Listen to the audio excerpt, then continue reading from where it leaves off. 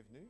Alors, des gens, des défis, c'est une nouvelle émission en direct tous les jeudis à 7 heures.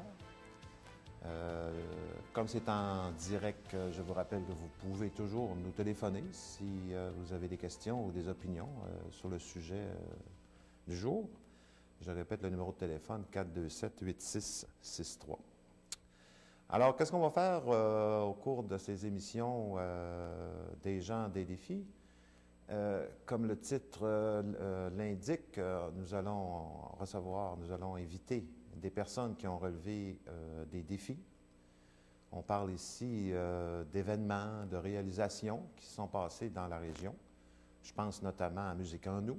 Je pense au transport pour les personnes handicapées. Je pense aussi aux efforts que certaines personnes déploient pour faire revenir les jeunes dans la région après qu'ils aient étudié à l'extérieur. Et je pense aussi à la maison de la famille qui va être notre sujet de ce soir. Alors pourquoi avoir choisi un titre comme ça, des gens, des défis? C'est qu'on ne parlera pas juste de l'événement ou des réalisations comme par exemple Musique en nous. On va parler aussi des personnes qui ont mis au monde ces événements-là ou ces réalisations. Un peu comme on va leur demander de leur parler de leurs rêves finalement, de l'idée qu'ils ont eue à un moment donné, comment ils ont réalisé ça personnellement, comment ils ont cheminé à travers ça. Alors, ce soir, nous commençons cette série par un premier rêve, une première réalisation, la maison de la famille. Alors, qu'est-ce que c'est au juste, avant de vous présenter la personne qui a réalisé ce défi-là? Je voulais juste vous dire en gros un peu qu'est-ce que c'est. Je trouve ça très intéressant parce qu'on dit souvent que le métier de parent, ça ne s'apprend pas à l'école. Et quand on a des enfants, parfois on aimerait bien avoir appris à être parent, parce que ce n'est pas toujours évident.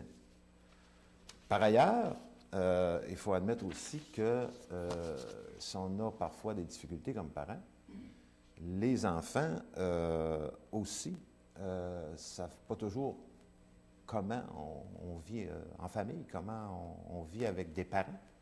Parce que, comme pour les parents, être enfant, ça ne s'apprend pas à l'école. Même si, comme parents, on aimerait bien que l'école fasse ça. Finalement, l'impression que j'ai eue, moi, à parler avec la personne qui a concrétisé ce rêve d'une maison pour la famille, c'est que parents et enfants doivent apprendre ensemble à être parents, à être enfants. Finalement, à vivre en famille. Alors, c'était un peu l'idée que cette personne-là avait en pensant à mettre sur pied une maison pour la famille. Alors, elle a concrétisé cette idée-là en septembre 1997 à Saint-André-Avelin. C'est tout près là, du pont de Saint-André-Avelin. Alors, nous allons en parler avec elle ce soir. Elle va nous parler de la maison de la famille, c'est quoi au juste. Puis elle va nous parler d'elle aussi, comment elle a cheminé avec cette idée, comment elle l'a réalisée. Alors, j'aimerais souhaiter la bienvenue à notre invitée, Mme Martine Leduc, qui est coordonnatrice de la maison de la famille. Bien, bonsoir. Bonsoir, Martine. Alors, c'est un vaste sujet, là, quand on touche à la famille, à la maison de la famille. Il doit y avoir beaucoup de choses dans ça. J'ai vu votre dépliant. On risquerait de se perdre un peu, là, si on entrait trop vite dans les détails. Comment, si moi, je vous demandais, ou si quelqu'un vous demande, là, la maison de la famille, là, c'est quoi, là, en quelques mots, là, avant qu'on passe à tous les détails et tous les programmes que ça a? Bien, en quelques mots, je dirais, déjà, le nom l'indique. Hein? Maison, c'est d'abord ce qu'on veut, c'est que ce soit un lieu d'appartenance, un lieu de reconnaissance pour les familles, pour toutes les familles. Ce n'est pas nécessaire d'avoir des problèmes. Il s'agit d'être parent pour avoir des questionnements, des inquiétudes, des préoccupations. En fait, c'est ça qu'on essaie de toucher brièvement, là. Donc là, ici, je retiens une première chose, je pense, qui est importante, c'est pas nécessairement pour des familles qui ont des problèmes. Non, pas nécessairement. C'est pour toutes les familles. Oui, oui. C'est surtout pour toutes les familles, dans le sens où je me dis, c'est ça, qu'on ait un enfant de 2 ans qui est dans sa phase de crise ou qu'on ait un enfant de 6-7 ans qui commence l'école puis qui a un peu de difficulté, qui a peut-être des petits déficits d'attention puis qu'on est inquiet. Des fois, ça ne nécessite pas toujours l'aide d'un professionnel, mais juste d'avoir une oreille, une écoute, de pouvoir rencontrer d'autres parents qui vivent ces affaires-là. Là. Et, mais pourquoi il y a d'autres services qui existent aussi? Qu'est-ce qu'il y a de particulier ici avec la maison de la famille? OK. Bien, en fait, oui, il y a d'autres services, entre autres, bon, notamment au CLSC, mais où je peux dire que c'est plus des services d'ordre thérapeutique. Ah, OK. OK. Nous autres, on s'adresse plus, on fait un travail professionnel, mais on n'est pas des professionnels de la santé. OK. Donc, on est plus dans le préventif que le curatif. Vous touchez à des problèmes là, du quotidien. Du quotidien que toutes les familles oui. connaissent. Oui, oui, c'est ça. Puis on peut faire appel à vous, se rendre là. Comme par exemple, je me souviens, à un moment donné, on avait un peu de difficulté avec les devoirs, les fameux devoirs. Bon. Alors, souvent, notre enfant va nous dire, ben, je n'ai pas de devoir. Puis finalement, on s'aperçoit à 9h30, 10h qu'il y a un devoir, justement. Bon, mais ils ne savent pas comment le faire. Puis nous, on ne sait pas trop comment aussi aider cet enfant-là, des fois. Alors ça, c'est une chose, oui, ça, que... ça, entre autres, bon, justement, on en a un atelier de devoir qui a lieu deux soirs semaine de 3h à 4h30. Ce qu'on veut essayer, tenter, en tout cas avec ce service-là, c'est d'une part, s'il y a des parents qui veulent accompagner leur enfant à venir à l'atelier, sont le bienvenu parce que souvent, la phase des devoirs, les parents, on est liés émotivement avec le scolaire. Qu'on le veuille ou non, on veut tout que nos enfants réussissent, puis quand il y a un peu de misère, puis quand ils nous en font arracher, c'est l'émotion qui rentre, puis des fois, bon, c'est l'heure des chicanes, c'est l'heure des disputes, c'est pas facile. Il est en première année, puis il gigote, puis ça lui prend 2 heures pour écrire 3 lignes. Bon, tu sais, fait que des fois, on se dit, bien, en ayant un lieu qui est en dehors de la maison, avec d'autres gens pour des fois nous appuyer, pour dire, OK, on prend une respiration, tiens, je vais te remplacer 2 minutes, va aider un autre, tu sais. Donc, là, si je résume, pour donner une idée générale là, de ce qu'est la maison de la famille, c'est le quotidien courant qui nous pose à un moment donné des difficultés, puis on ne sait pas trop comme parents, ou comme enfants peut-être aussi. Oui. Les enfants aussi peuvent se rendre de leur propre chef? Oui, tout à fait. Tout à fait. Oui, parce qu'on a beaucoup d'enfants qui viennent tout seuls. En fait, on a la Ligue d'impro qui a lieu le jeudi soir, le mardi soir. Je veux dire, c'est tous des jeunes qui viennent non accompagnés de leurs parents. Bon, de temps en temps, il y en a qui jasent avec Pascal, qui est l'intervenante, qui est là pour les écouter aussi, de toutes sortes de choses. Mais aussi pour s'amuser, parce que ce qu'on a réalisé, c'est que les jeunes qui font pas du sport ont peu de choses à faire. OK? Fait qu'on s'est dit, qu'est-ce qu'on pourrait bien leur offrir? Donc, c'est ça. On a parti une ligue d'impro que j'aimerais éventuellement étendre sur tout le territoire. On va en parler de ça, oui, justement. Puis, il y a des cours d'art culinaire aussi pour les 8 à 12 ans. Il y a une question ou une observation que je voudrais faire. Je me souviens, il y a 10 ou 15 ans, je ne me rappelle plus exactement, le CLSC avait offert des sessions. Ça s'appelait Parents efficaces. Et puis, je m'étais rendu avec mon épouse. Et l'idée que j'avais un peu à ce moment-là, je trouvais ça bien comme service là, du CLSC, parce que je ne sais pas si moi je suis unique dans ce cas-là. Je viens de Québec, ma famille n'est pas ici. Quand j'ai des problèmes, ben là, je ne peux pas appeler maman, je ne peux pas appeler papa, je ne peux pas appeler, je peux pas demander à ma tante de venir garder les enfants ou bon. Mais j'ai l'impression que dans votre idée de la maison de la famille, il y a un petit peu cet aspect que les familles, là, c'est plus comme autrefois, là, où il y avait une vie de village très forte, puis il y avait beaucoup de parents autour, puis il y avait la grand-mère qui avait de l'expérience, puis qui montrait à sa fille comment on deal, entre guillemets, avec tel problème dans une famille. Bien, c'est un peu ça aussi. D'ailleurs, bon, l'idée, tantôt on va peut-être l'approfondir, mais l'idée était là, on était 2 parents, parce que je suis parent aussi, avec une autre mère, qui proviennent d'une autre région que celle de la petite nation.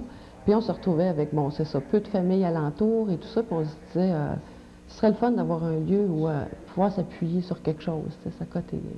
Voir ce que d'autres parents pensent. En pensent, c'est ça. Échanger sur qu'est-ce que tu en penses, tu sais. Puis, tu as essayé ça, ça, c'est dans cet ordre d'idée-là. Là. On va revenir à ça, parce que là, vous avez dit une chose, tu as dit une chose, là, avec une autre mère, on a eu cette idée.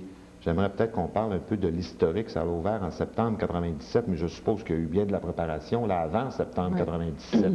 Quand est-ce que ça a commencé? L'idée, là, c'est mars 95. Ah, mon Dieu, ça relève... Oui, l'idée. Mais tu sais, c'est ça. Là, l'idée, on était deux. OK. Tu avais eu cette idée-là. Oui, c'est ça. Donc là, on est allé voir l'organisateur communautaire avec notre idée. Au CLSC. Au CLSC. Puis, bon, il a trouvé l'idée pas bête, puis tout ça. Fait que là, il nous a donné un petit coup de main, il a dit, bon, essayer d'en parler. À ce moment-là, moi, j'étais sur le comité d'école aussi, fait que j'en ai jasé avec quelques parents, puis qui ont dit, ah oui, c'est vrai, ça pourrait être intéressant. Parce que d'organismes famille, hein, il n'y en a pas dans... Je veux dire, il y en a beaucoup en Outaouais, beaucoup à Gatineau-Hall, mais sur le territoire, il y avait le CLSC, mais pas d'organisme communautaire qui s'adresse aux familles. Ah, il y en a à Gatineau, il y en a à Hall. Oui, des maisons de la famille, il y en a 5 en Outaouais. 5 en Outaouais, avec celle qu'il y a ici, dans la destination. Oui. OK. Puis il y en a beaucoup au Québec. Il y en a beaucoup au Québec. Ouais. Bon.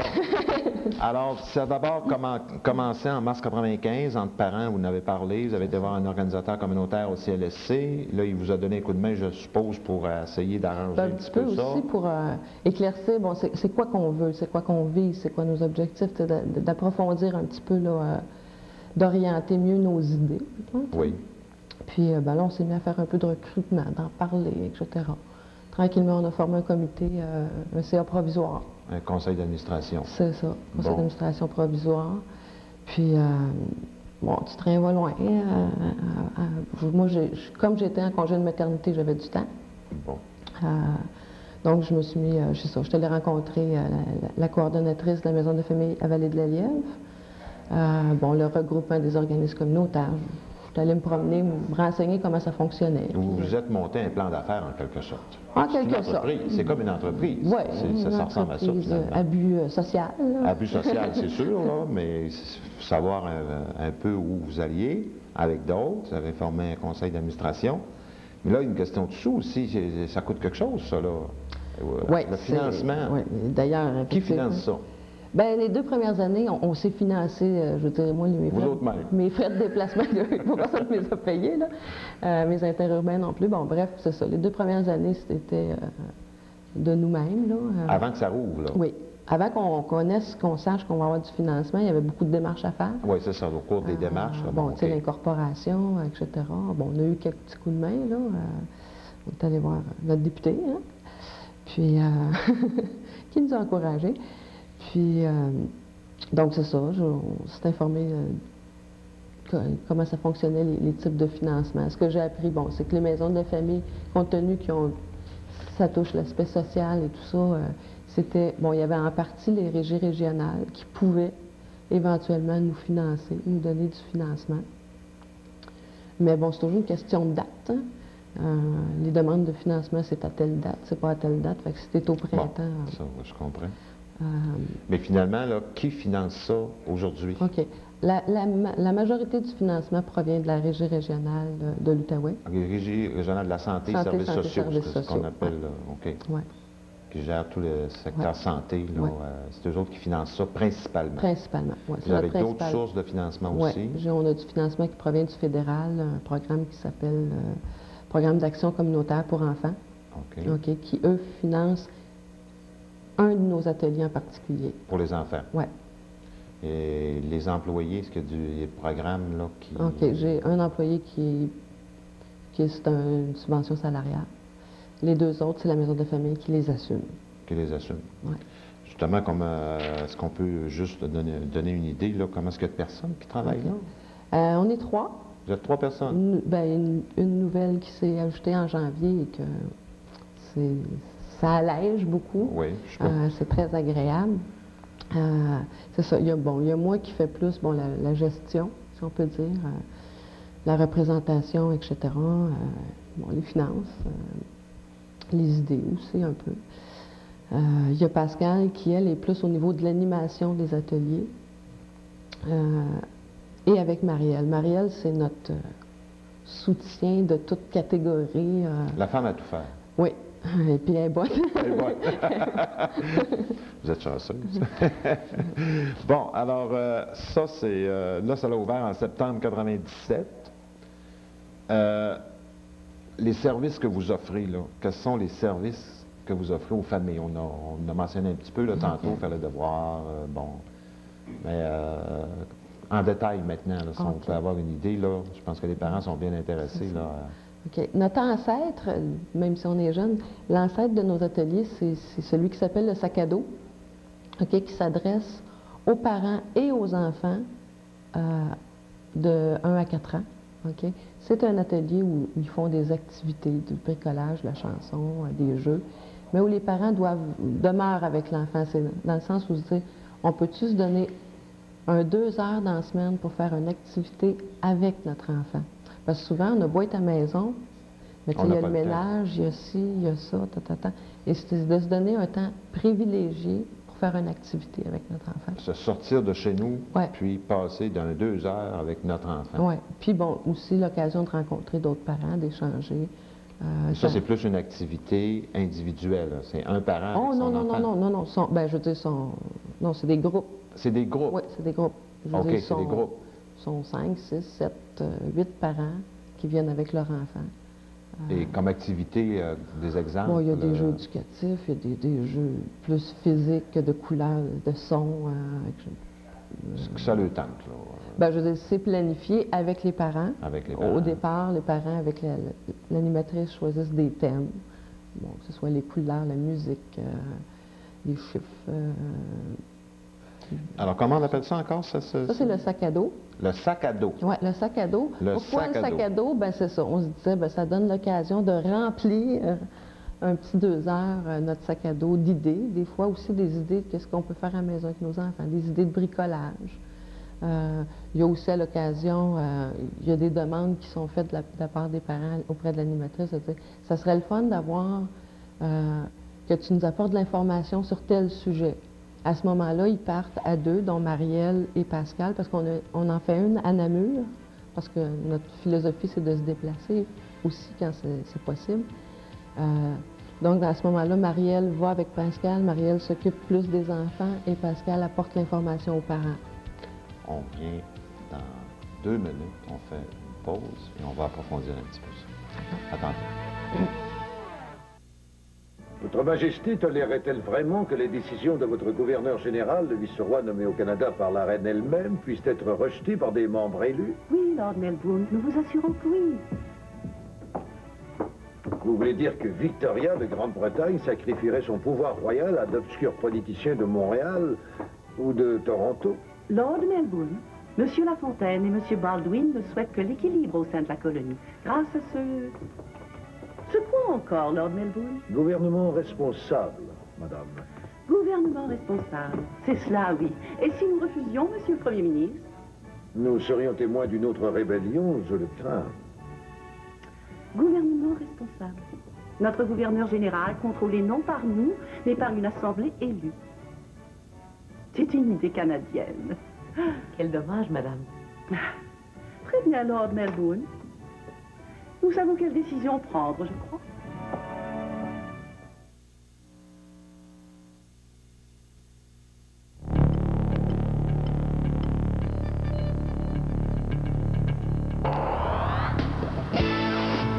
Marc, je te remercie beaucoup d'avoir participé à l'émission. Tant qu'à vous, je vous remercie d'avoir participé à notre émission et je vous donne rendez-vous.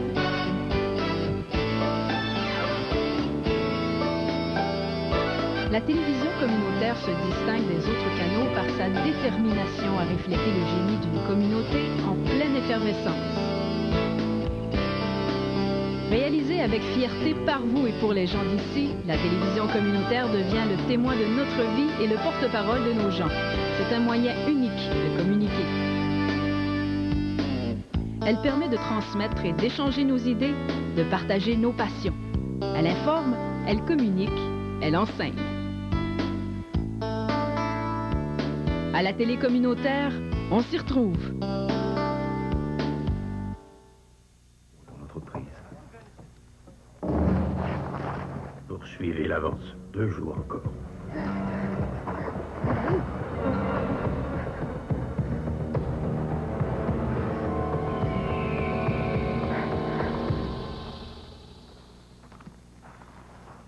Conduisez-moi, Fitzgibbon. Laura Secor livra son message aux troupes canadiennes. Les Mohawks de Ganawagé forcèrent la reddition de 500 soldats yankees et arrêtèrent l'invasion américaine.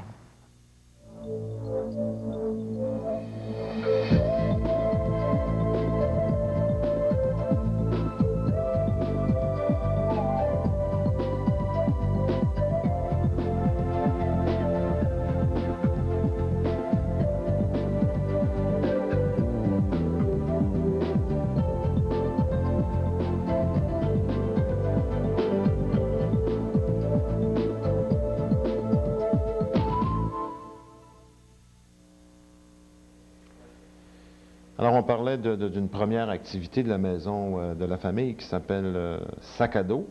Alors, si je résume ce que ça offre aux familles, c'est que les parents peuvent se couper un petit peu de leurs obligations quotidiennes.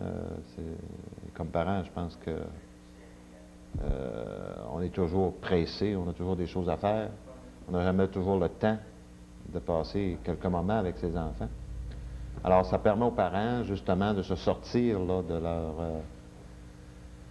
de leur essoufflement, si je peux dire, le quotidien à la maison, laisser un peu les choses qu'ils ont à faire, puis de passer un moment avec leurs enfants, avec d'autres parents qui sont là, et d'aller chercher aussi des idées pour avoir des activités en famille, chez eux. Alors ça s'appelle sac à dos. Bon. Il y a d'autres activités aussi, on aimerait les approfondir. Si on prenait une activité qui concerne juste les enfants, par exemple. Bon, comme je disais tantôt, il y a des cours d'art culinaire qu'on appelle Popote débrouille. Popote débrouille. C'est bien, ça, c'est un beau titre. C'est une idée de la Maison de la famille de Hall. C'est un atelier qui a été développé à la Maison de la famille de Hall. Nous, on se rencontre, fait qu'on s'échange des informations. C'est venu aussi de dire, souvent maintenant les enfants, ils sont peut-être plus souvent seuls à la maison, soit on a besoin d'aide, puis ils aiment ça. Les enfants aiment beaucoup cuisiner, aiment apprendre à cuisiner. Fait qu'on s'est dit, plutôt que de les laisser s'aventurer là-dedans peut-être un peu plus toutes seules, donnons-leur des notions de base, parce qu'à l'intérieur du cours d'art culinaire, il y a toujours une partie qui est plus théorique. Donc, il y a des notions de sécurité, des notions d'hygiène,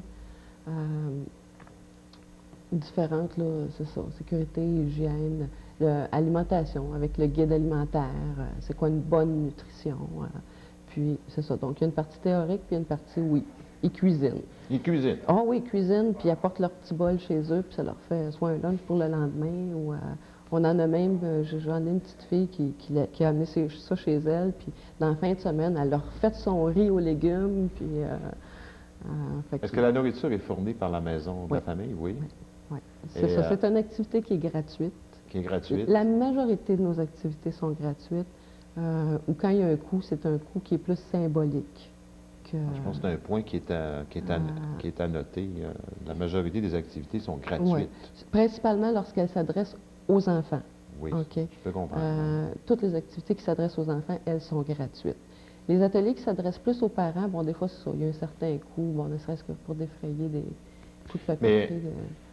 J'imagine, là, les enfants ne se rendent pas là comme ça pour aller faire de la popote, là.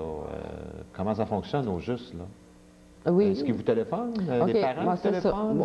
C'est ça. Beaucoup les inscriptions ont lieu soit par les parents, mais comme il y en a déjà qui viennent à l'atelier de devoir, etc., ils disent, moi j'aimerais ça participer à Popote débrouille, fait qu'ils nous laissent leur nom. Puis on prend les coordonnées, c'est sûr que ça prend, ça nous prend un minimum d'informations. C'est 8 à 12 ans, si je ne me trompe pas, là. 8 à 12 ans? Ou 9 à 12 ans, là, pour la popote, là. Parce qu'on ne voulait pas non plus mettre ça trop jeune, parce qu'il y a quand même les cuisinières, tout ça, là, pour pas s'assurer. D'ailleurs, un des règles, c'est qu'ils ne doivent jamais essayer ça tout seul. C'est une consigne. Mais quand ils retournent chez eux. C'est ça. Ben là, nous autres, Ouais. on Mais a ils des savent. limites. Ils on leur savent que dit. ça peut être c'est dangereux. ça, c'est ça. Mais ils apprennent à faire à manger. Oui, ils Bon. apprennent à faire à manger. Puis ils apprennent en groupe. Oui, oui, c'est ça. C'est Chacun pas tout fait seul, sa ça. part. Il y en a qui coupent des légumes, tout ça. On a même un garçon qui vient faire de la popote, qui est très doué d'ailleurs. Peut-être qu'on va faire un chef cuisinier. Faire Peut-être un une bon vocation qui se dessine. Alors, une autre activité qui est offerte, là, passons, on a parlé d'une activité pour les enfants. Les parents, une autre activité. OK. Avec les parents, on dirait que c'est un petit peu plus difficile de les amener à la maison de la famille. Bon, peut-être qu'il y en a beaucoup qui travaillent ou on est conscient que c'est pas évident de sortir, parce que nos activités qui s'adressent aux parents sont principalement de soir. De soir, OK. Puis je suis bien consciente que ça prend une dose de courage pour dire, bon, après ta journée de travail, tu sais, un atelier, ouais, ça a de l'air le fun, mais ça, bon. Fait que ça reste à travailler. Est-ce que c'est nos thèmes qui sont peut-être moins... On a un atelier qui, en tout cas, selon moi, est très intéressant. C'est vie de famille, de la discipline à l'amour. OK? La discipline. Oui. C'est un peu difficile aujourd'hui. On a tendance, je pense, à être un peu permissif, un peu trop. Bien, je pense qu'on est perdu un peu dans le sens de est-ce que je dois être sévère, est-ce que je ne dois pas être sévère. Je pense qu'on cherche un équilibre dans ça. Cet atelier-là, il s'appelle comme ça, de la discipline à l'amour, justement, excusez, pour dire que quand il y a une bonne discipline, puis quand on parle de discipline, là, c'est pas le fouet, hein, c'est des règles de vie finalement, OK? Quand on se donne des bonnes règles de vie, bien, ça amène à une meilleure harmonie, OK? Beaucoup moins de conflits, parce que les choses sont claires. Quand on parle de règles de vie ici, je ne sais pas, il vient de me venir à l'idée, les repas, c'est à ta l'heure. Ça peut, mais ça, chacun Non, mais je veux dire... Ça peut être ça. Ça peut être ça, comme ça peut être, ça peut être quand ça donne. Mais c'est toujours... On ne change pas tout le temps. Non, c'est ça. Une règle, c'est quelque chose qui est clair. C'est quelque chose qui ne change à peu près pas. Okay? À moins de circonstances. Bon, là, chez nous, dans notre maison, on se lave les mains avant de manger. C'est une règle. C'est une règle. C'en est une règle. Alors, c'est un ensemble de règles comme ça qui amènent une discipline, finalement. Puis on en a toutes dans nos familles, sauf que des fois, on n'en est pas conscient. Il y en a qu'on a, puis qu'on... Parce que bon, là, je suis en train de te donner l'atelier, là. C'est parce qu'on traîne ça dans nos valises d'origine, hein, ce que nos parents nous ont donné, ce que nos grands-parents nous ont laissé. Il y a certaines de ces affaires-là qu'on ne voudrait pas répéter puis qu'on répète, puis des fois faire un petit ménage là-dedans, c'est pas mauvais. Puis il y a d'autres choses qu'on aimerait aussi transmettre à nos enfants, qu'on se dit, bon, mais comment je vais leur transmettre pour être sûr qu'ils fassent les bons apprentissages, pour qu'ils deviennent des adultes responsables, finalement. Vie de famille, finalement, c'est vraiment être parent. Là. Oui, ça, c'est vraiment cœur, être là, de la vie familiale. Oui. Ça va de, tu sais, quand on pogne les nerfs, parce que ça nous arrive tout, puis c'est humain, OK, jusqu'à, justement, comment peut-être gérer mieux notre colère, tu sais, comment est-ce que je peux arriver à ça? Avoir une meilleure gestion de notre vie de famille. Ah, tu parles de gestion ici, puis ce qui me vient à l'idée, c'est qu'il y a la gestion, le budget. Les relations monétaires entre parents et enfants, parce qu'il y en a des relations monétaires. Hein? Oui, il y en a pas mal. Vous avez un atelier, je suppose, là-dessus, où vous abordez ce thème-là? OK. Mon Dieu, ça peut être abordé, mais il n'y a pas un atelier qui est spécifique par rapport à ça, mais bon, ça pourrait être une idée intéressante. Plusieurs parents qui ont des difficultés un peu à ce niveau-là, parce qu'ils n'osent pas dire non à leurs enfants, mais ils ne sont pas assez riches. C'est ça. Mais ça pourrait faire partie de l'atelier, toujours dépendant des besoins des parents qui sont présents. Oui. Okay. Si c'est lancé comme dire, bon, ben souvent, moi j'ai cette difficulté-là, je de la misère alors, à dire ça non. vient, là, ce que tu me dis, ça vient surtout des parents. Ah oui. C'est des parents qui vont vous dire, ben nous autres, là, on aimerait ça, là. C'est ça notre difficulté, c'est ça ma difficulté. Puis ensemble, ils regardent, tu sais, ensemble, entre parents, ils disent, OK, quelle solution on pourrait regarder pour Nathalie qui dit, elle a de la misère à dire non, son petit avec l'argent. Ça peut se faire aussi beaucoup de façon collective. OK? Parce que de toute façon, si Nathalie, je prends un exemple, hein, je n'en connais pas, là, a un problème là-dessus ou une difficulté à ce niveau-là, probablement qu'il y en a 10, puis 15, puis 20 autres parents qui ont cette même difficulté-là. Je pose une question en parlant de difficulté, de vie de famille. Le problème de la drogue, parce qu'il faut en parler à un moment donné de ce problème-là, parce qu'il y en a un. Est-ce que la maison de la famille touche à un sujet comme ça, qui c'est très délicat quand OK. Non. OK. On n'a pas non plus d'atelier spécifique par rapport à ça. Parce que c'est sûr que la maison de la famille, c'est vraiment 0-12 ans. Hein. C'est parents, enfants 0-12 ans. Fait que ça ne veut pas dire que c'est pas présent chez les 12 ans. Ça peut commencer à inquiéter, par contre, certains parents. Tu sais, ils tombent dans la préadolescence, etc. Ça, c'est une précision, le 0-12 ans. C'est pas les familles dont les enfants ont entre 0 et 12 ans. Là. OK. Alors, sujet des grands adolescents, c'est pas tout à fait la place. Disons qu'on n'a pas cette expertise-là nécessairement pour l'instant. C'est sûr que si on remarque qu'il y a un besoin, ça, c'est vraiment ça. Hein? L'idée est venue de dire, bon, on a envie de répondre aux besoins des gens. OK? On n'a pas mis un organisme pour se faire plaisir. OK? C'était comme, c'est quoi qu'on a envie de faire? C'est de répondre aux besoins. Justement, ce matin, j'ai un parent qui me disait, ça serait peut-être le fun de faire une rencontre de parents avec des parents qui ont décidé de prendre leurs parents à domicile chez eux. Parce qu'il y a des avantages, mais il y a des désavantages, il y a des pièges qu'il faut faire attention, puis tout ça, puis c'est vrai, c'est une bonne idée, tu sais. J'ai un autre parent qui m'a demandé, maison de famille, pourrais-tu faire ça, donner des cours d'autodéfense aux gens? Oui, pourquoi pas? On va vérifier ça. Vous prenez en note là, toutes ces suggestions. Oui, c'est ça. Je peux en faire une? Oui. J'ai passé par là à 3 reprises, puis il y a d'autres parents que je connais qui sont passés par là aussi.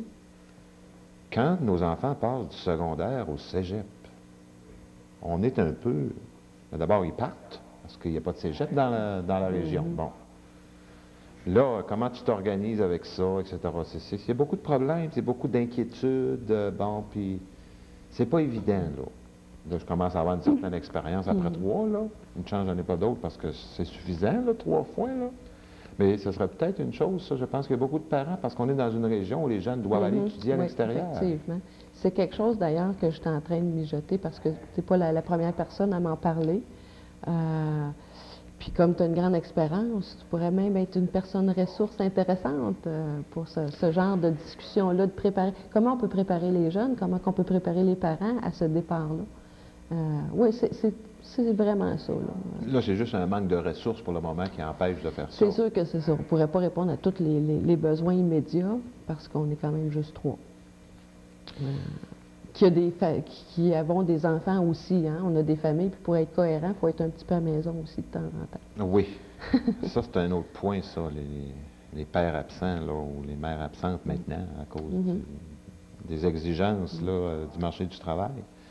On parlait tantôt des enfants qui font leurs devoirs à la maison de la famille. Oui.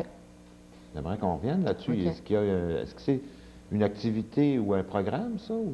Ben, c'est des ateliers de devoirs qui ont lieu les lundis. Ah, il y a des ateliers de devoirs? Oui, c'est des ateliers de devoirs qui ont lieu les lundis et mercredis de 3h à 4h. C'est pas un service de garde. OK? Ça, je le mentionne. Il faut le préciser. Il faut le préciser parce qu'il y a une garderie à côté de l'école. Okay. Donc, c'est pas votre vocation, non. Vous n'êtes pas une garderie. Non, nous, on les envoie pas là faire leurs devoirs parce qu'on ne veut pas les envoyer à la garderie. Non, parce que moi, si le jeune veut partir, à moins que qu'il soit... J'en ai une pour les plus jeunes, première année, deuxième année. On les laisse pas partir, eux autres. Mais quand ils sont rentrés en 5e, 6e, je peux pas les retenir. OK? Ils font ça de façon volontaire. Moi, s'ils me racontent, qu'ils me disent ça, je n'ai pas de devoir, ben c'est sa responsabilité. Puis c'est ça qu'on vise à faire, c'est de responsabiliser le jeune par rapport à ses devoirs. C'est sa 6e, c'est sa 5e à lui. C'est pas celle de son parent non plus. Mais les parents peuvent y aller aussi pour apprendre peuvent y aller. À vivre avec ce fameux dilemme-là. Oui. C'est pas évident là, quand tu commences à être parent, puis ils ont des devoirs, là, puis souvent aussi, je veux dire, ils changent tellement les programmes à l'école. C'est insécurisant. Tu regardes le programme, tu dis, je comprends rien, là. Alors, il y a une session là-dessus, il y a des ateliers là-dessus. Oui, il y a un atelier. Il y a un atelier aussi qui s'adresse juste aux parents. Pour les devoirs? Oui. Comment aider notre enfant à faire ses devoirs, démystifier tout ça, puis c'est quoi les outils qu'on a besoin, tu sais? J'ai pas besoin d'être plus savant que le professeur, là. Non. C'est même pas nécessaire d'avoir fini son secondaire ou n'importe quoi. Dans le fond, c'est d'appuyer. Puis si vous allez en savoir plus, venez à l'atelier. Alors que vous avez compris, il y a des trucs, là. C'est pas nécessaire d'être plus savant que le professeur pour aider ses enfants à faire des devoirs. Il y a des trucs. Appelez à la maison de la famille. Tantôt, tu parlais d'une chose, ça a attiré mon attention. Tu disais, souvent, les parents, ils ne savent pas quoi faire avec leurs enfants parce que c'est pas des sportifs, puis s'ils font pas du sport, il n'y a rien. J'aimerais ça peut-être qu'on en parle un peu, parce qu'il y a beaucoup de parents qui sont dans cette situation-là. C'est pas tous les enfants qui veulent faire une carrière en hockey. Bon. Non, puis c'est pas tous les parents non plus qui ont nécessairement les moyens le goût aussi, de payer aussi ça. Ouais. OK? Puis c'est pas tous les enfants qui sont sportifs. Alors, il y a un atelier là-dessus? Non, c'est pas un atelier là-dessus, mais c'est pour ça qu'on a mis en place la Ligue d'impro pour donner une activité de loisir pour les jeunes. Puis bon, l'atelier de Papa de débrouille, comme je disais tantôt. Oui, ça fait partie de ça, OK. Ligue d'impro, ça m'intéresse. Ça marche très, très, très, très fort. On a trois grosses équipes d'impro. Trois équipes d'impro. Ils sont bons, ils sont drôles. C'est très rafraîchissant. C'est un peu comme il y avait à la télévision il y a quelques années. C'est exactement pareil, avec les mêmes règlements. Ils ont des punitions. Ah oui? C'est très, très réglementé. Il y a des fois que, c'est ça, ils sont pas contents d'avoir... Il n'y a pas de sujet, c'est le moment donné, ça en est un qui part un sujet, puis là, tout le monde... OK, non, les thèmes sont écrits par les animatrices. OK. OK. Et en plus, c'est ça, on essaie quand même de sortir des thèmes qui peuvent les toucher. On a parlé du sexisme, OK? On a mis des thèmes sur le sexisme, sur... mon Dieu, ça ne me vient pas à l'idée. Mais c'est ça, on choisit des thèmes pour les faire exprimer différents aspects de leur quotidien à eux autres, puis comment ils vivent ça, OK? Puis à certains moments, bon, l'intervenante, elle va faire des arrêts si elle constate qu'il y a vraiment des grosses erreurs de jugement ou des mauvaises... orientations, là, quelqu'un qui traiterait, je sais pas moi, quelqu'un de fif ou tout, bon, je sais pas, là, elle arrête dans ce moment-là, puis elle cadre les choses, là. Donc, la Ligue d'impro, c'est un peu une thérapie en un sens, parce que là, ils parlent de ce qu'ils sont, ils s'expriment. C'est éducatif, parce qu'ils apprennent aussi d'autres façons de penser, d'autres façons de se comporter, puis ils s'amusent. Oui, mais j'enlèverais peut-être le mot thérapie, que je trouve trop fort. OK? Mais effectivement, on essaie de... discrètement, parce que c'est sûr que... Je pense qu'ils n'aimeraient pas ça, savoir qu'on essaie de les éduquer à travers ça, là. Avant de faire une seconde pause, j'aimerais peut-être juste poser une question. Quand vous regardez les enfants dans la Ligue de l'impro, ça vous dit quelque chose sur les parents? Parfois, mais faut on pas... On n'élaborera pas ça. Alors, on fait une pause et on va revenir.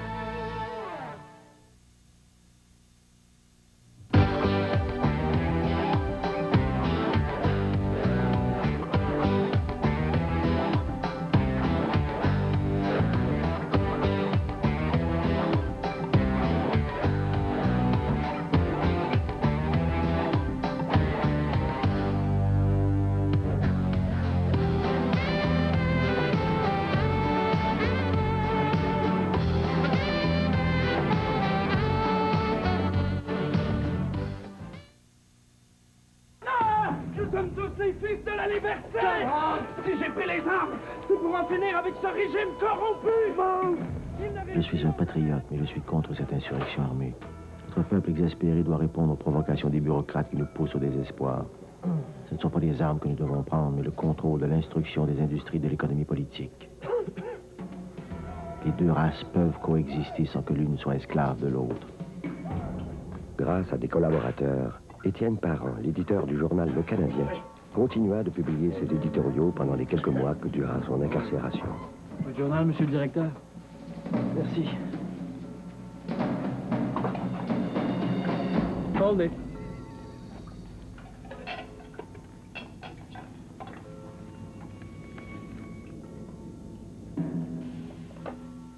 Les théories politiques auxquelles souscrivait Parent sont les mêmes qui, au siècle suivant, inspireront la Révolution tranquille. À l'affiche, on défriche et on déniche de tout partout. Conseil pratique, saviez-vous que pour ce que t'emmène nos étoiles, sport, bref, ça compte. Des nouvelles pour vous de tous les goûts. Dans la rue, en coulisses, nous partout, on touche à tout. Bien branché, branché à la vie, branché sur aujourd'hui. Bien branché, branché à la vie, branché sur aujourd'hui. Bien branché. On s'inspire, on participe, on s'inscrit et on s'excite. Célébration et point d'encontre. Bien branché présente ce que vous voulez savoir, devez savoir et aimeriez savoir sur tout ce qui se passe dans votre région. Soyez bien branché à votre canal communautaire. Bien branché, branché à la vie, branché sur aujourd'hui. Bien branché.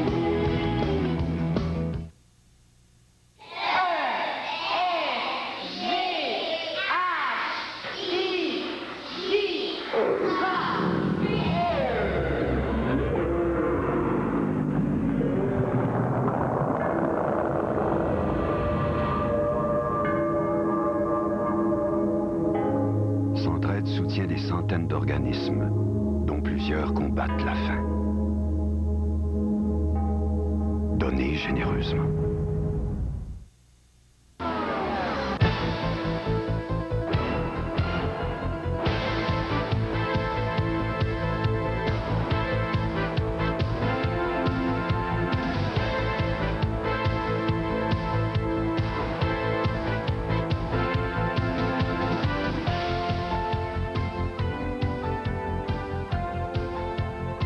Résumer un petit peu, là, parce qu'on a vu beaucoup de choses. Moi-même, j'ai eu une chance que j'ai pris quelques notes, là, parce qu'il y avait beaucoup de choses dans ça. Alors, la maison de la famille, ce que je retiens, ça s'adresse à toutes les familles. C'est des problèmes, des choses courantes, quotidiennes, des difficultés. Des préoccupations. Des préoccupations de parents, d'enfants aussi, parce que c'est pour les enfants, autant que les parents. Les enfants peuvent aller là faire leurs devoirs. Bon. Puis papoter, il y a la Ligue de l'impro. Bon. Alors, c'est pour les familles qui ont des enfants de 0 à 12 ans, pour le moment. Ouais. Bon, OK. Pour le moment, c'est ça. Les heures d'ouverture. Okay. C'est de 9h à 4h30. OK. Je voudrais juste revenir. C'est sûr que par rapport aux 0-12 ans, oui. En ce qui concerne les enfants, ça sera toujours du 0-12 ans. Parce qu'il y a des maisons de jeunes qui existent pour les 13-18. Ah oui, okay. Il y en a une aussi à Saint-André, je pense, dans chaque municipalité. Oui, presque. Oui, OK. OK, donc là, une distinction à faire ici. Oui, là. Oui. Les grands ados, là, c'est les maisons de jeunes. Les maisons de jeunes. Bon. Alors, ça s'adresse à la vie de famille, les enfants 0-12 ans. C'est ouvert de 9h à 4h30, du lundi au vendredi? Lundi au jeudi. Du lundi au jeudi? Oui. Mais tu me parlais d'activités le soir. Oui. Ça, c'est pour certaines activités, c'est le soir. C'est ça. C'est principalement pour les ateliers pour les parents qui s'adressent pour les parents, aux parents. là. Ouais. Dans ce qu'on appelait tantôt vie de famille, là. Oui, notamment. Discussion entre les parents, là.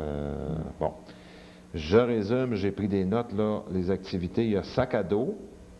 Ça, qu'est-ce que c'est au juste, en un mot? Atelier parents-enfants, 0-4 ans. 0-4 ans? 1 an, 4 ans, parce que 0... Bon, 1 an, 4 ans, là. Papa de débrouille, ben là, on sait c'est quoi. C'est ça. Bon. Vie de famille, on en a parlé. Ça s'adresse aux parents. Ouais. Parler de la vie familiale, la discipline à la maison, toutes ces choses-là.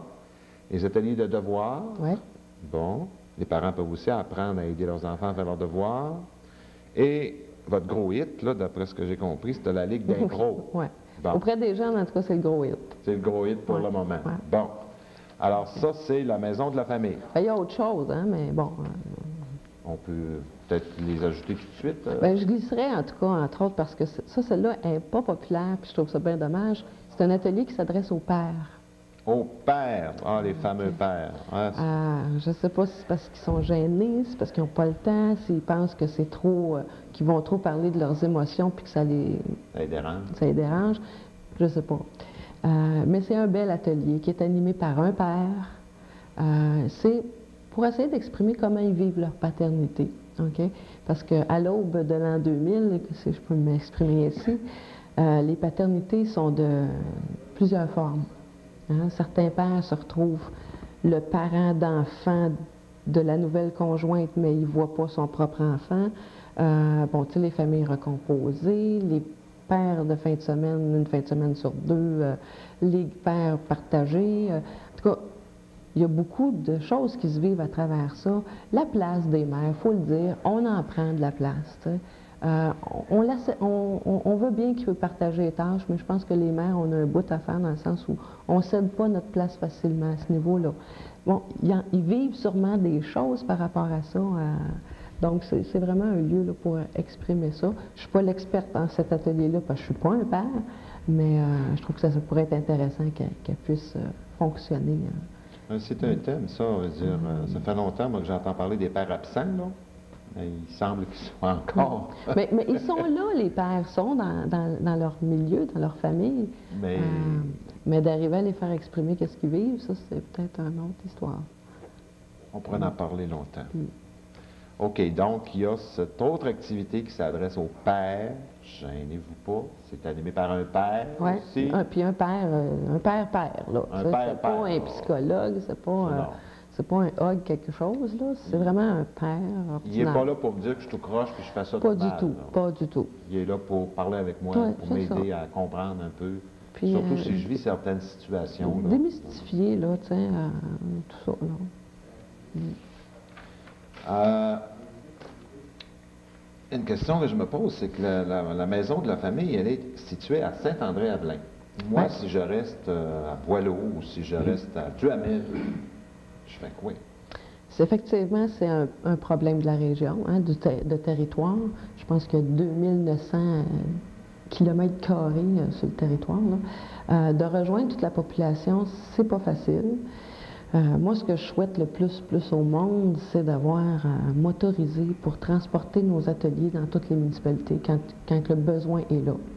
Actuellement, ce qu'on fait, c'est sûr que quand on a un nombre suffisamment d'inscriptions pour un atelier X d'une même municipalité, on se déplace et on va dans la municipalité l'offrir.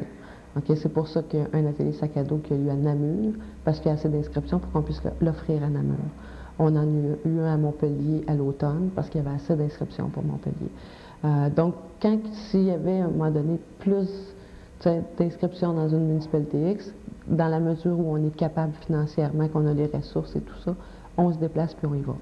Concernant les ateliers de jeunes, notamment la Ligue d'impro, la Popote débrouille, ça c'est pour ça que j'aimerais avoir une caravane pour dire le lundi on est à la Paix, le mardi on est à Boileau, mercredi on est à Duhamel, puis on se promène, puis tout le monde peut profiter de ces activités-là. Alors ça, c'est un projet. Ça, c'est un projet, c'est ça. La maison de la famille, d'avoir une sorte de motorisé. C'est ça, le boss de la famille, tu sais. Le boss de la famille. C'est une bonne expression. Il faudra trouver un commanditaire. Il va bien falloir. Il va bien falloir en trouver un. On travaille là-dessus. Bon, ça, c'est un projet que vous avez là, pour pouvoir...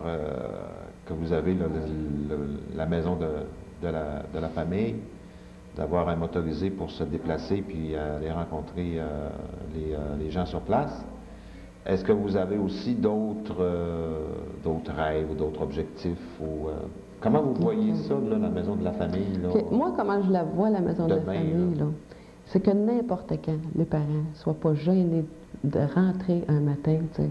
Je m'en viens prendre un café, ils sont 2, 3, s'assoient à table, parce qu'on a une cuisine, une table, c'est une maison.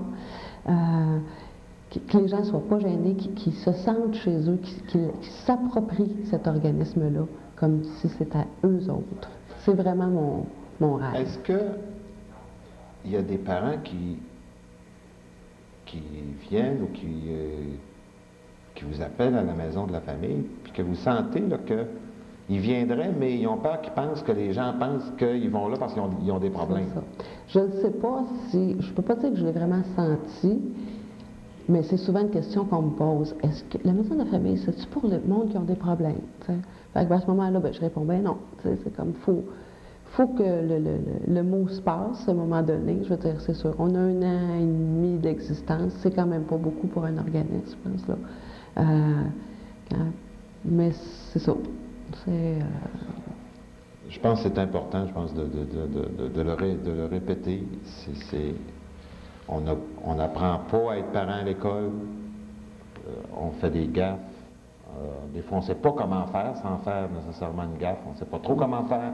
Puis les travailleurs de la maison de la famille, c'est pas des parents parfaits non plus. Non, on se rend là, puis on se parle entre parents, puis on s'entraide, puis on prend l'expérience. Ouais. Créer un réseau aussi, un réseau d'entraide aussi.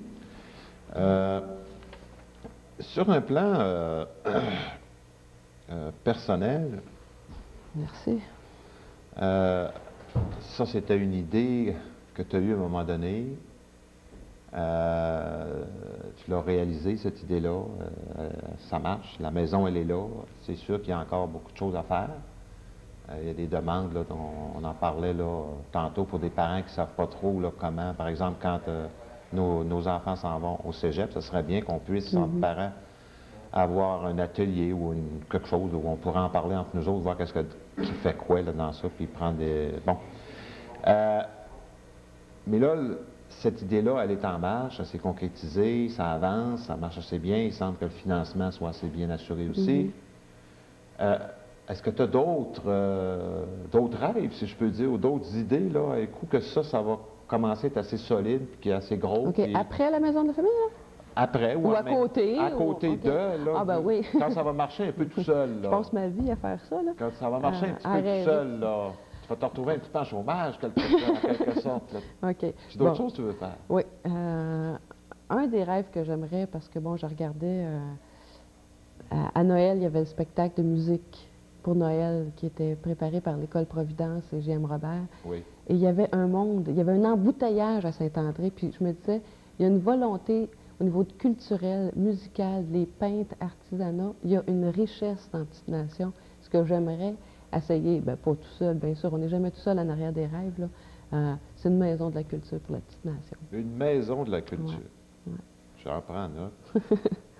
Je suis sûre qu'il y a moyen de faire quelque chose avec ça. Ben, c'est vrai, parce qu'on a une région qui, quand même, a beaucoup de richesses sur le plan culturel. Oui. On parle beaucoup du patrimoine, on l'a intégré un petit peu maintenant au tourisme. Il y a des circuits patrimoniaux, comme on dit, où il y a certains éléments culturels qui sont mis en valeur. Mais une maison de la culture comme telle, sur la base d'une maison de la famille.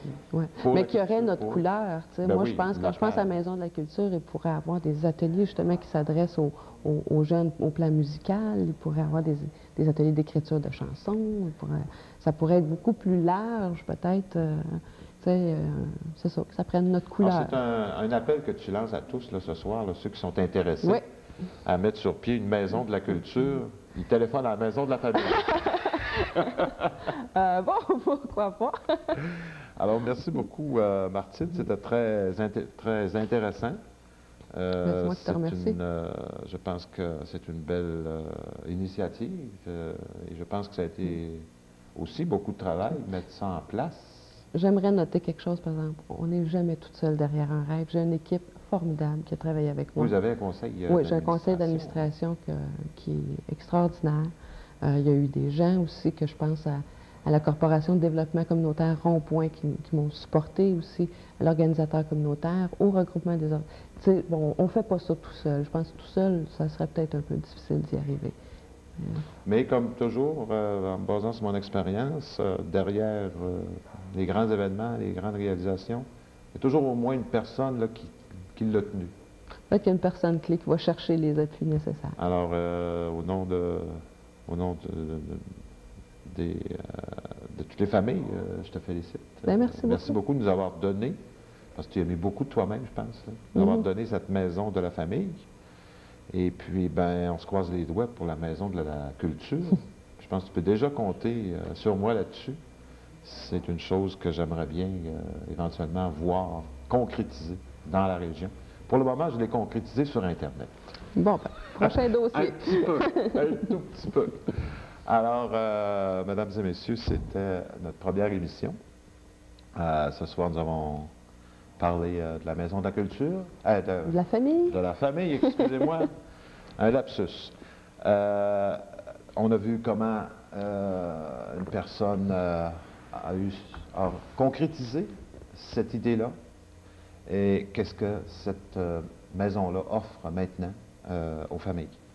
La semaine prochaine, on va aussi examiner une autre réalisation, une autre une autre idée qui est née à un moment donné dans la région, qu'on appelle Place aux jeunes, c'est-à-dire comment on fait pour intéresser les jeunes qui sont partis étudier à l'extérieur, les intéresser à revenir dans la région, soit pour y travailler dans nos entreprises, ou soit pour fonder eux-mêmes ou elles-mêmes leurs propres entreprises. Alors, je vous dis à la semaine prochaine.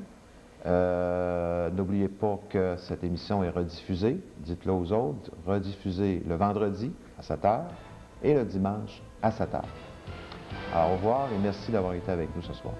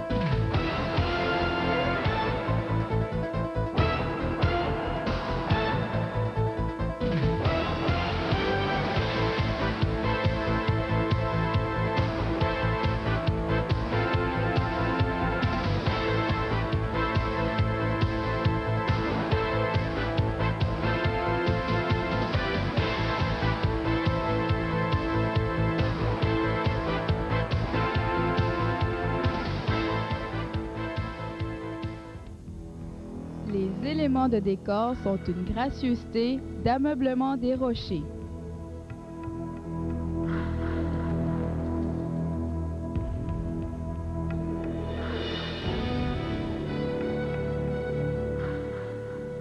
Les accessoires du décor par Design Avantage, tous deux situés route 148 à Plaisance. 427-5111, 427-8418.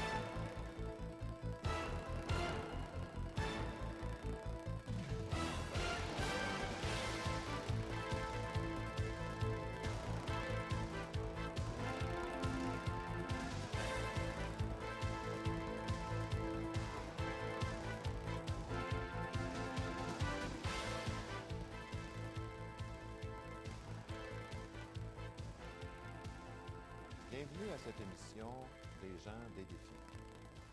pour ceux qui se joignent à nous pour la première fois, j'aimerais rappeler que cette nouvelle émission vous présente des personnes qui, dans notre région, ont relevé des défis, que ce soit, par exemple, Musique en nous, ou comme notre première émission, La Maison de la Famille.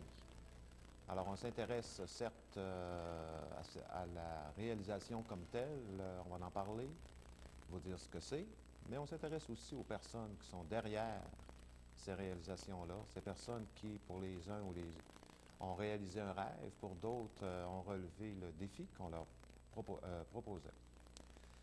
Alors, je vous rappelle que cette émission est diffusée normalement en direct le jeudi à 7 h, et ce qui veut dire que vous pouvez toujours nous téléphoner au 427-8663, quoique la présente émission d'aujourd'hui est en différé. Cette émission est en reprise les vendredis et dimanches à 7 h. Alors, tel que je vous le disais la semaine passée, aujourd'hui, nous allons parler d'une initiative qu'on appelle Place aux jeunes. Alors, qu'est-ce que c'est comme initiative? Simplement, Place aux jeunes, c'est un effort qu'on fait dans la région et dans d'autres régions du Québec pour faire revenir nos jeunes qui nous ont quittés, soit pour aller étudier à l'extérieur ou soit pour trouver du travail à l'extérieur. Vous me demanderez peut-être pourquoi les faire revenir. Eh bien, vous savez très bien que nos régions se vident. C'est pas juste quelques jeunes qui partent. L'expérience nous montre qu'il y a un exode. Beaucoup de jeunes quittent leur région. Pour une région, ça représente une saignée parce que vous savez comme moi que ça coûte cher pour élever des enfants, ça coûte cher pour les éduquer. En plus de payer par nos impôts et taxes pour ces cégeps, ces universités, ces instituts à l'extérieur, ces jeunes-là partent avec tous ces efforts que nous avons mis, cet argent que nous avons investi, et vont faire profiter des centres urbains plutôt que leur propre région. Alors pour nous, c'est une double perte parce qu'on a payé cher pour ça, puis ensuite parce qu'on se prive justement de leur talent, de leur éducation, et que nos régions vieillissent de plus en plus. Il y a de moins en moins de gens justement pour supporter les énormes coûts que ça implique au niveau santé et autres. Alors, Place aux jeunes, c'est une initiative qui veut renverser un peu cette vapeur-là, autant que c'est possible. Évidemment, ça ne réglera pas tout le problème, mais c'est une initiative qui permet quand même à certains jeunes de pouvoir revenir et espérer travailler dans leur région. Alors, pour nous en parler, j'ai plusieurs invités. Le président d'honneur de ce programme, qui en est à sa 6e année ici, dans la région. La personne qui coordonne ce programme-là sur le terrain. Et aussi, nous allons nous entretenir avec un de ces jeunes qui est revenu grâce à ce programme-là et avec l'employeur qui l'emploie aujourd'hui. Alors, je vous présente le président d'honneur de ce programme de Place aux jeunes cette année, M. François Gauthier, qui est arpenteur géomètre à Montebello. Bonjour, M. Gauthier. Bonjour, M. Plamondon.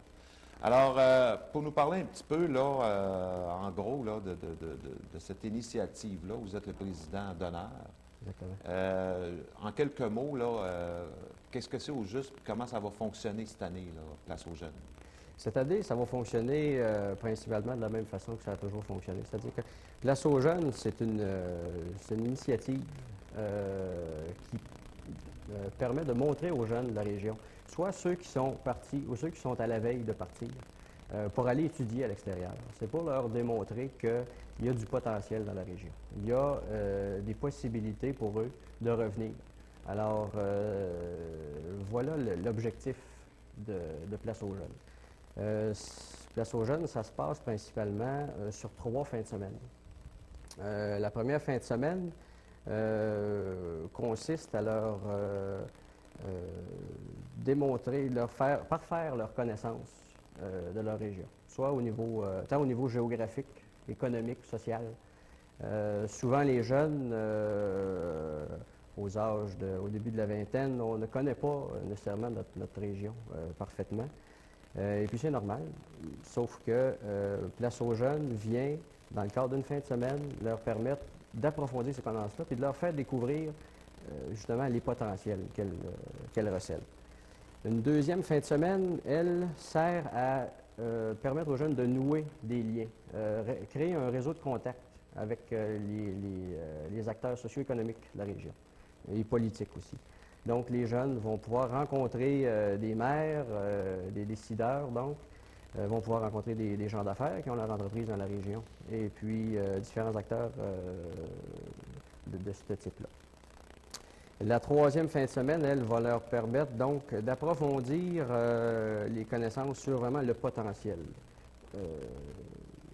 que recèle la région pour leurs projets spécifiques à eux, pour le type d'emploi qu'ils recherchent, pour le type d'études qu'ils s'apprêtent à faire ou qu'ils ont faites dans les dernières années.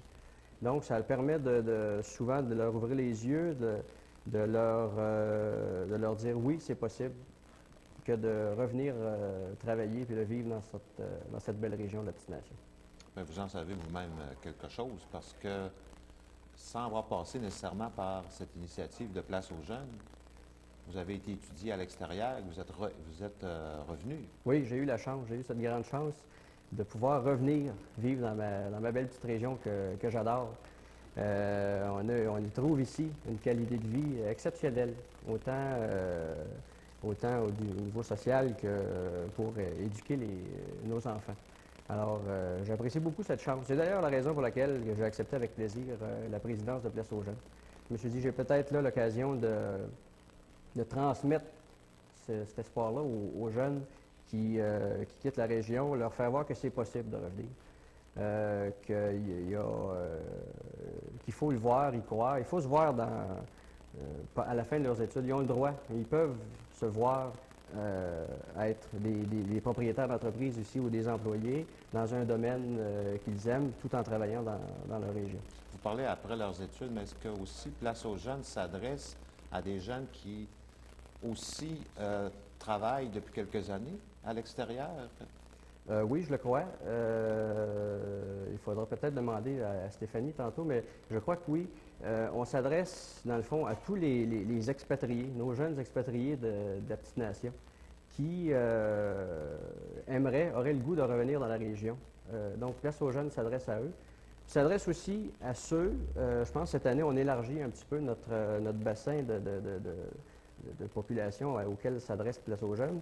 On va aller voir aussi les finissants au secondaire 5, qui se dirigent dans les études spécialisées à l'extérieur, par exemple, ou qui, au niveau, ont fait des études professionnelles, niveau secondaire, pour leur montrer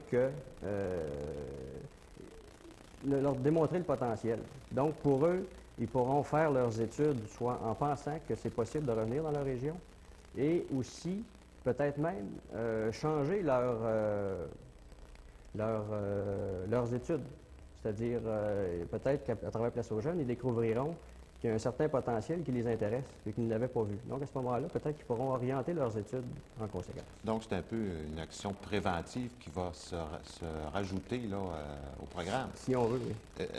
Je vous écoutais tantôt concernant, vous parliez de montrer aux jeunes les possibilités qu'il y a dans la région, puis les 3 fins de semaine, je regarde ça un petit peu.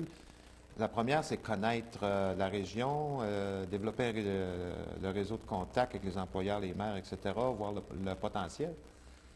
Est-ce que vous croyez que les jeunes partent parce qu'eux autres, ils sont convaincus qu'il n'y a pas de job pour eux autres ici? Oui, je le crois. Alors qu'il n'a finalement, jusqu'à un certain point?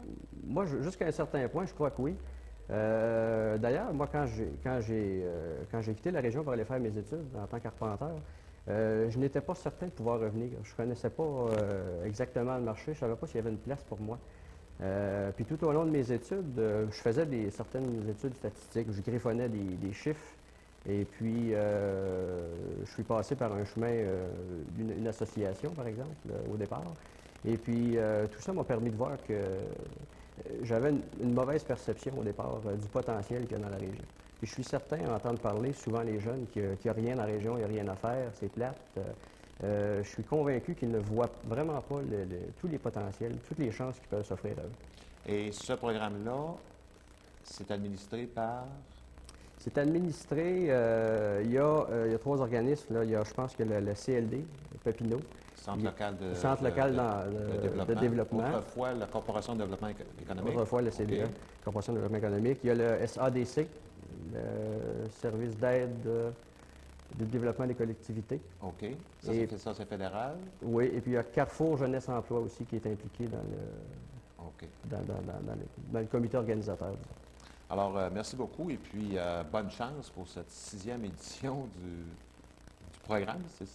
C'est un programme, finalement, de Place aux jeunes? Oui, c'est un programme national ou provincial. National, et puis, on vous remercie pour votre temps d'antenne. Puis, on invite tous les jeunes intéressés à contacter Stéphanie Legault, qui va passer après moi. Oui, justement, on va faire une courte pause et nous allons avoir un peu plus de détails sur ce programme-là avec la coordonnatrice, justement, de Place aux jeunes, Stéphanie Legault. À tout de suite. Les plaques porte-clés de l'Association des amputés de guerre symbolisent notre travail auprès des enfants amputés. Le programme des vainqueurs procure à ces enfants des membres artificiels leur permettant de mener une vie active. Tout au cours de leur croissance, l'association sera là pour les renseigner, les guider et plus encore. L'Association des amputés de guerre permet aux personnes amputées de s'entraider grâce à votre appui au service des plaques porte-clés qui maintenant retourne les clés perdues par messagerie.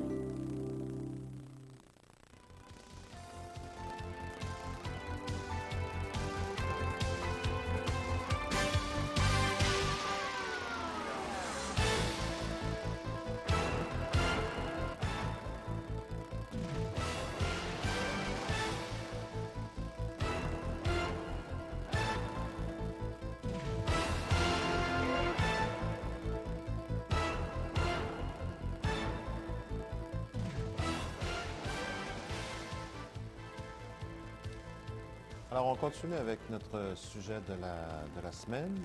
Cette semaine, Place aux jeunes, une initiative qui veut intéresser les jeunes qui nous ont quittés à revenir dans leur région. Alors, pour nous donner plus de détails sur le fonctionnement de ce programme-là, j'ai invité Stéphanie Legault, qui est contractuelle au Carrefour Jeunesse Emploi.